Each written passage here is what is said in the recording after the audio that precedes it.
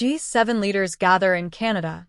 President Trump and other heads of state are meeting in Alberta for the annual G7 summit, the first of Trump's second term.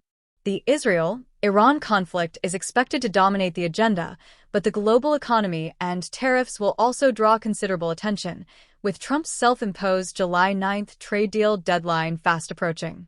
NATO Secretary General Mark Rutte and Ukrainian President Volodymyr Zelensky are expected to join the summit on Tuesday. The Fed meets as inflation and the labor market cool. Federal Reserve Chair Jerome Powell is expected to hold interest rates steady following the central bank's Wednesday meeting, continuing a wait-and-see approach due to the fog of uncertainty hanging over the economy. That could provoke an angry response from President Trump, who recently called Powell a numbskull for not lowering rates already.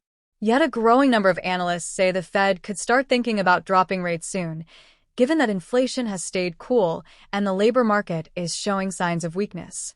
Democratic primary voting starts in NYC. Early voting is now open in New York City's Democratic primary for mayor, ahead of primary day itself on June 24th. There isn't a Republican primary this year. It's been an ultra-expensive, contentious, and closely watched race for the next leader of the country's biggest city, with issues like affordability and public safety at the forefront. Leading the pack of 11 candidates are former New York Governor Andrew Cuomo, a moderate, and Democratic Socialist Assemblyman Zohran Mamdani. Incumbent Mayor Eric Adams is not joining the primary and will run as an independent in the November general election. NYC will use a ranked choice voting system for the second time in a primary.